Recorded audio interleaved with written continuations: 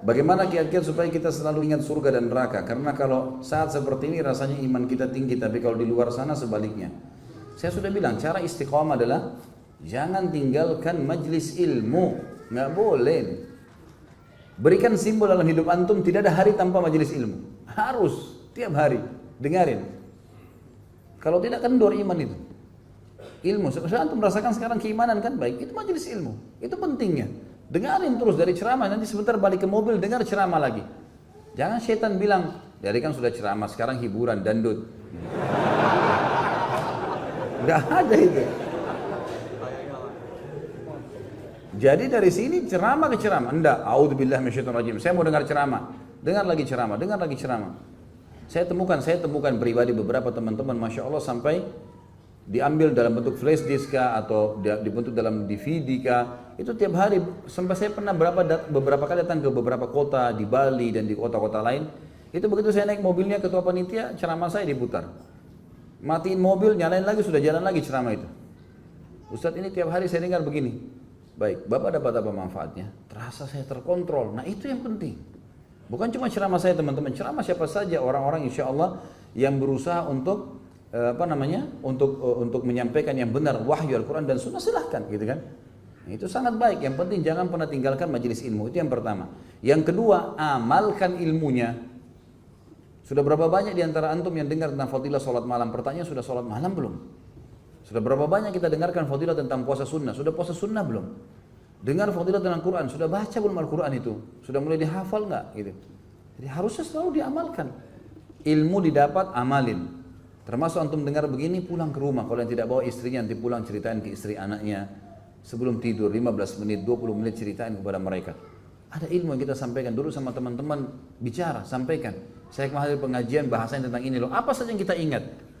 Teman-teman, apa rahasianya? Kenapa para dai kalau mereka ceramah kadang-kadang bisa keluar dalil, bisa gini? Karena seringnya kami ceramah.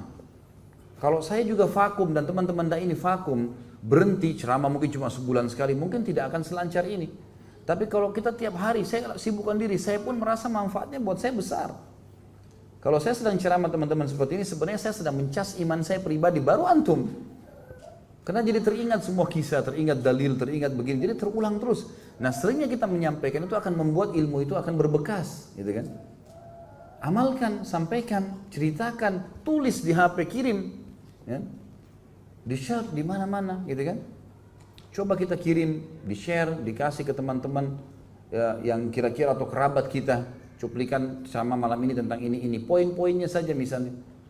Itu bagus, kalau punya bukunya bisa difoto, dikirim ke siapalah, ke teman-teman, itu manfaatnya besar, gitu kan.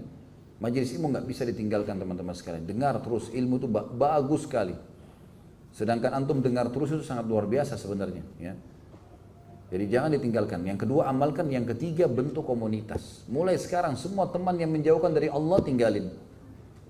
Nggak ada lagi nih persahabatan dengan nggak apa-apa, nggak bisa. Kenal iya, bukan putus kenalan, kenal iya. Tapi untuk sahabat nggak. Sahabat adalah orang yang menyelamatkan kita jalan Allah. Teman-teman, siapa yang bisa jamin antum masih bisa berdiri dari majelis ini?